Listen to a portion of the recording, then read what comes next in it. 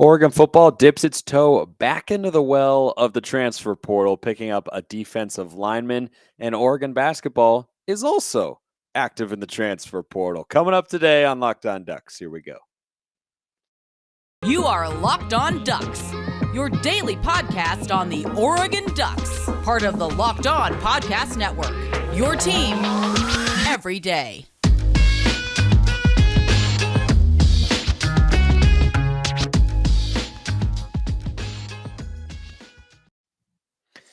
Yes, it is that time once again for Locked On Ducks. I'm your host, Spencer McLaughlin, D1 play-by-play broadcaster and lifelong Oregon Ducks fan. Thank you for making this your first listen or your first view if you're watching on YouTube every day, part of the Locked On Podcast Network, your number one source to stay up to date with the Ducks every single weekday.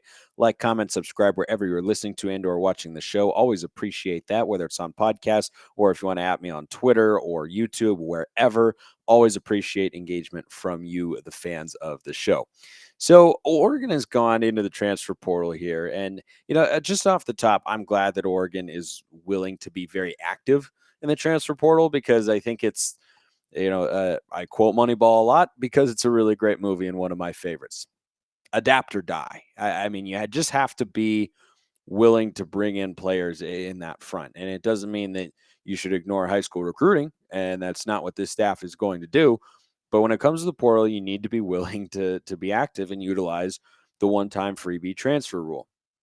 And by the way, those of you watching on YouTube can see I'm back in my usual setup here at home after a long day of travel and being all over the place over the last week. Back here in at my house, but Casey Rogers is the newest addition to Oregon football via the transfer portal. He's a 6'5", 295-pound junior. Right now, he's a junior. He'll be a senior by the time next year starts. He's got 1 year of eligibility left for the Ducks, and he comes over to Oregon from Nebraska. Now, those of you who listen to the show every day might be thinking, well, wait a second. Didn't we already add one defensive lineman in the transfer portal from Nebraska? You would be correct if you're remembering that. Jordan Riley also came over from the Cornhuskers this offseason to add depth to the bodies that Oregon has up front. And the reason that we're suddenly getting guys from Nebraska, whereas Auburn was just kind of random, we were sending them a bunch of guys, and Bo Nix came up here, and there was that weird synergy, and it was all happening kind of at the same time. That was a little bit more random. This one, less so. Tony Tuioti, our defensive line coach, new under the Dan Lanning administration. He is formerly Nebraska's defensive line coach. So these guys both played for him over there and now want to come and play for him in Eugene, which says a lot about Coach Tuioti, right? That these guys had established roots there and clearly enjoyed being in Nebraska and being a part of the football program over there, and that they wanted to play for their position coach who, didn't have a massive upgrade in terms of his title, right? He's got the same role at Oregon. Now the Ducks is a much better place to be than Nebraska for the last, I don't know, my entire life. Basically, Nebraska hasn't been a big time relevant brand in college football for quite a while. So in that sense it is, but they wanted to play for Coach Tuioti, and that says a lot to his character and how well liked he is as a coach, that he got not one but two guys who wanted to follow him wherever he was going. He comes to Eugene, and so they come with him. I have to say, of all the transfer moves, this one is kind of the most intriguing from a certain point of view. Not like Ben Kenobi in Star Wars Episode 6. Like, yeah, Darth Vader killed your father, Luke. What I told you was true from a certain point of view. Not exactly like that, but the perspective that I'm coming at it from when I say it's the most interesting transfer is I don't understand this one as much from his point of view. Now, what I just said, I know is the principal reason he wants to play for Coach Tuioti, and I understand that. If you're someone who played college football for 4 years, as Casey Rogers has done, and you only have 1 year of eligibility left, and you played in Nebraska, you enjoy your time there, and then you want to go somewhere else for your final year and get a new experience. If you're going to do that, I would imagine if you're someone like Casey Rogers, who is not tremendously productive for the Cornhuskers, I would say. He played in 19 games, 42 tackles, 1.5 sacks. Wasn't putting up big time numbers or anything of the sort. If you're that sort of player, I would imagine that having been at a Power 5 school, if I were in that position, I would want to go somewhere where I could maximize my playing time and my playing opportunities. But when you look at the situation he's coming into at Oregon, he's not doing that at all. That's why I just find it to be the most interesting and confusing. Frankly, I'm not opposed to this guy coming to Oregon. I'm not opposed to, I'm sure he's got all of his own reasons and he's got it justified. Like, I'm not doubting any of that. I'm just saying from an outsider's point of view, it doesn't make necessarily the most sense because he's coming into a defensive line. He plays on the interior, by the way. That's kind of where he projects, 6'5", 295. That's somebody who's going to play inside in a 4-3 scheme. I don't see how he sees the field in a significant way. And if there are some injuries up front or he shoots up the depth chart, maybe his relationship with Coach Tuioti will help him in that front. We don't know. But Oregon has their defensive front already set. You've got Brandon Dorlus and Popo Aumavae, who are returning to Eugene after being the top 2 rated interior defensive lineman in 2021. So those are your number 1 and 2 starters. That much is pretty darn clear. And I don't think that someone, who has not had an amazingly productive career, at least statistically, and not every element of production shows up in a box score for a defensive lineman. But there is something to be said for, a guy who's only got 1.5 sacks and 42 tackles in 19 games in 4 years with Nebraska. Popo Aumavae and Brandon Dorlus are going to be your top 2. Even if a guy like Casey Rogers shoots up the depth chart and impresses the coaches and looks really, really good, he's not going to take a starting job, okay? That's not the sort of player that this is. But if you have Aumavae and Dorlus there, and then you have Sam Taimani, who's going to be the next defensive tackle in that group, right? That transfer made a little bit more sense, even though from an individual playing time perspective, Sam Taimani maybe could have maximized his potential in that realm by staying at Washington or going to a school maybe like USC that's trying to reboot on the defensive front. But he's got those 3 guys and Keyon-Ware Hudson all ahead of him. And his former teammate from Nebraska, Jordan Riley, is coming to the Ducks as well. So it's a really crowded defensive line room. So when I was just looking at the details of all this, I just got a little confused. And I mean, I think it speaks to what I said earlier. The relationship he's got with Coach Tuioti is clearly exceptional, and he believes that he'll be given a legitimate opportunity to play. And maybe we will see his name called from time to time, and maybe there will be some injuries on the front. It has been known to happen in the sport of football from time to time. I'll give you just a little bit more on this interesting move after I tell you about Built Bar. Summer's coming, and with summer, you're going to need some food on the go. I need them in my golf bag. Had them all week over the last week or so when I was playing golf. Basically every day, I had Built Bars in my bag every single day. 130 calories, 4 grams of sugar, 4 net carbs, and 17 grams of protein. Compare that to a candy bar like a Snickers, for example, where some people think, oh, I've got peanuts in there. Maybe that'll keep me full. No. Built Bars taste just as good, if not better than a candy bar. They've got a bunch of amazing flavors: raspberry, double chocolate, banana cream pie, mint brownie is my favorite, as many of you know. And you can get all that and more if you go to Built.com. Use promo code LOCK15, get 15% off your order. Promo code LOCK15 for 15% off at Built.com.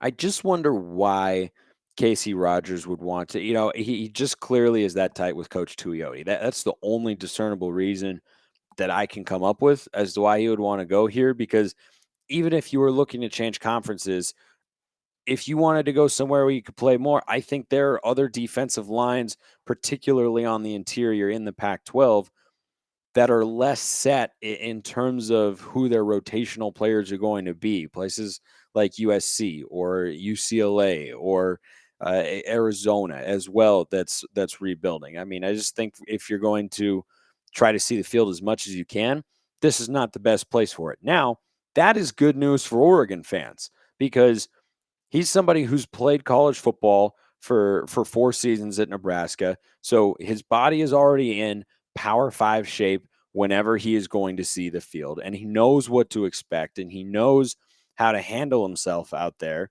And is he going to be a high impact player? Maybe he just needs a different situation in order to be a high impact player, because he wasn't that with Nebraska.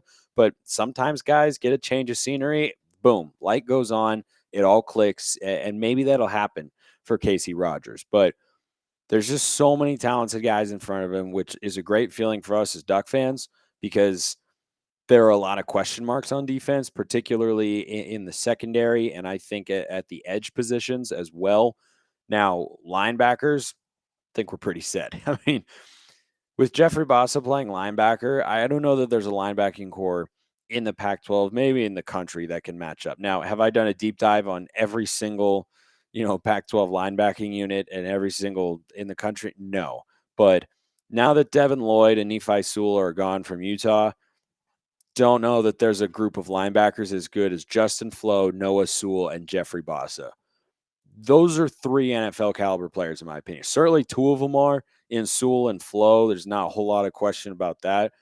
Jeffrey Bassa might have to earn it a little more. I think that if you've been with me for a while, I'm a huge Jeffrey Bassa fan, and I think that he's going to have the potential to have a big-time breakout year and start to get the attention of NFL draft scouts. So linebackers, we're set. Interior of the defensive line, don't know how we could be more set. Secondary, we'll see. Is Brian Addison really going to become a playmaker at safety? Maybe. He's been making plays all spring long.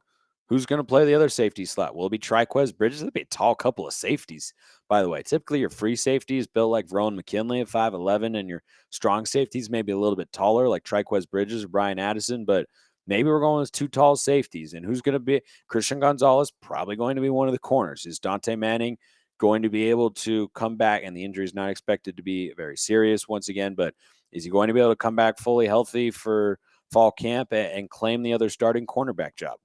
We don't really know. There's a lot of question marks there, but interior of the defensive line, linebackers, I think we can feel pretty confident there. If you ever want a question answered here on the show, there are 3 ways that you can do it. And I'm incredibly responsive to all of them. You can DM me at Smalls_55. Those of you watching YouTube, there's the handle down there. At Locked On Ducks is the Twitter handle for the show, or you can tweet with the hashtag AskLODPod. So anytime you want a question answered here on the show, you can ask me anything, preferably about the Ducks, but you ask me a life question, maybe I'll go into it here. I'm not opposed to that sort of stuff most of the time, within reason. But if you want a question answered about the Ducks for all the world to hear, those are the ways you can get in touch with me, and I am responsive to all of them. If I don't get back to you soon, I'm probably on the golf course. Let's move to basketball now. And another transfer is coming to Eugene this year. And there are a couple takeaways here. 6'4" combo guard Jermaine Couisnard. I don't know exactly how to pronounce it, but he's coming over from South Carolina. We're going with Couisnard. So Couisnard is coming to Oregon. Again, 6'4" combo guard who chose Oregon over a pretty impressive list of schools. Gonzaga, you might have heard of them. They're pretty good.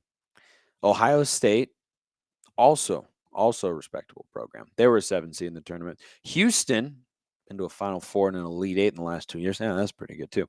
And Maryland as well. The reason that it looks like the Ducks were able to land this guy over those schools is the advantage that we made in hiring Chuck Martin as our assistant coach to replace Chris Crutchfield, who went to coach at the University of Nebraska at Omaha. So, or it might be just University of Omaha. I could be getting that incorrect, so I apologize there. But anyway, he left. Martin came in, and he is now bringing a transfer with him in the portal in Jermaine Couisnard. And he's got 2 years of eligibility remaining, and he's already spent 4 seasons at South Carolina. 4, right? He's played 3, been there for 4. This is a guy whose body is fully matured into a Power 5 environment. I mean, the SEC is, not as good at basketball as they are at football, but still it is a pretty capable conference. They had teams that were extremely disappointing to some in March Madness this year in Kentucky and Auburn. Just going to throw it out there that I picked Auburn to lose to Miami in the second round.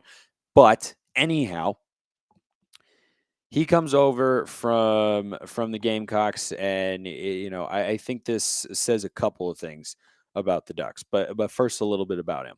He's a 3-star recruit from Montverde Academy in Florida, and over the last 3 seasons that he's played for South Carolina, he's been a very productive player. And his numbers actually look pretty similar to Keyshawn Barthelemy, the other transfer guard that Oregon added this offseason, the guy who came over from Colorado. He goes from Tad Boyle to Dana Altman within the Pac-12. Over the last 3 years, Couisnard's averaging, I feel like I'm butchering that name. I totally could be. Feel free to hop in the YouTube comments and correct me, because I haven't heard anybody say his name yet. And I feel like I'm absolutely torching that name in the worst way. But he averaged 11.5 points a game, almost 3 rebounds, and just over 3 assists in 73 games of action. So those numbers statistically are pretty similar to Barthelemy. So this is a guy who, knows how to produce in college basketball and knows how to score. He can facilitate as well. And there's something that I think it says in a pretty indicative way that's significant for Oregon basketball. I'll tell you what that is. But first, I want to tell you about BetOnline, your number one source for all your betting stats, and sports info. Find all the latest developments, league reviews, and news, including this year's basketball playoffs, Major League Baseball, go Mariners, and this weekend's run to the Roses as the Kentucky Derby is back. BetOnline is your continued source for all your sports wagering information, from live betting to playoffs, esports, and more. Head to the website today or use your mobile device to learn more about the trends in action. BetOnline, where the game starts. So this transfer from South Carolina coming in says a couple of things. Number one, Dana Altman continuing to be prolific in the transfer portal. We've seen that over the years. They brought in Davion Harmon, Jacob Young a season ago. Didn't go exactly the way that we'd hoped, but Quincy Guerrier will be back, which I'm really happy about. And Folly Dante's coming back as well. He was a recruit, not a portal guy. But Dana Altman has always been good in that area. And now that the rules in place and it's become a bigger part of college sports, I think we as Duck fans can feel pretty confident that Altman will continue to be successful in that realm, in going after the portal and attacking it the way that any team would want their coach to do. But now that Oregon has added 2 backcourt players for next season via the transfer portal, who have multiple years of eligibility remaining, who both averaged over 11 points a game in their previous stops, I think that sends a pretty clear message that Will Richardson won't be back next season for a 5th year with the Ducks. It just kind of, I said weeks ago on the show, it felt like it was done, and maybe he'd come back and he could, and we hadn't heard, and he's a quiet guy, so he's not doing media appearances in a big way or anything of the sorts. But you have to remember, now you've got Barthelemy and you've got Couisnard in there, both of whom are not going to transfer to Oregon without an expectation that they're either going to start or play significant minutes. That's not something that we see very often with transfers, where they go to a school and then have a reduced role from what they had at their previous stop, because they're leaving because they want to, explore their opportunities or perhaps play more than they were at their first school. The other thing to consider here, and why I really just don't think Will Richardson is coming back, you have to remember as well that in the class of 2022, yes, Keyon-Ware is there, who's the 3rd highest rated recruit in the history of Oregon basketball. But 5-star point guard Dior Johnson, I think he's a 4 depending on where you look. But Dior Johnson in the class of 2022 is a top 25 recruit. He is coming to the Ducks as well. So now the backcourt, this is why Davion Harmon left, right? So it fills that void in a sense, but still, even with Harmon gone, that's a pretty crowded backcourt in a significant way.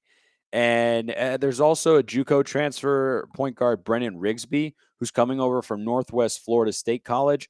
He's going to be on the roster this year. So you just have so many guards back there. And look, if Will Richardson did come back, he'd probably be Oregon's starting point guard. But I don't see how that's going to happen with these 2 guys coming in. I really hope that Dana is not thinking that we're going to run a 3-guard rotation again. I understand why we ran with it a season ago. I don't want to do that. It didn't work. Oregon took a major step backwards defensively from what they usually are. And I think having three small guys on the court was a part of that. Now, Will Richardson is 6'5", but still he's a guard and tends to defend that position. So even when he was out there with Jacob Young and Davion Harmon, you had three guys 6'5" or below on the court. And I think that limits what you can do defensively, even with a good rim protector like N'Faly Dante or Frank Kepner. And we saw that, right? Oregon's defense was not up to par, and it's a reason that they struggled in several games last year. Not scoring for, however many minutes that was in that dreadful game against Cal. And that didn't help either, but their defense is not what we've become accustomed to seeing under Dana Altman. So I think this is solidifying, at least for me, that Will Richardson won't be back, and I think that's okay. We probably see him transfer to another school. You got to hope it's not in the Pac-12 because it just stings a little more when guys go within the conference, and then you have to play against them, and you're like, well, we could have had him, but he ended up going elsewhere. It doesn't feel as good, right? I'd rather see him go to a different conference, and I don't think he's quite ready for the pros just yet. I think he needs a little bit more development on his mid-range game, beating guys off the dribble to create his own shot. But he does a lot of things well to potentially carve out a role as a backup point guard in the NBA. But I think he would do well to come back for another year in college to do that. But now that Couisnard is in there, and because you've got Barthélemy and then Dior Johnson coming in and Brendan Rigsby, I just think that it's too many bodies, and transfers expect to play. And usually when they come in, they have some assurances that they're going to. So expect an announcement coming soon that Will Richardson will not be returning to Oregon next year. I appreciate everyone listening. Have a wonderful rest of your day, and go Ducks.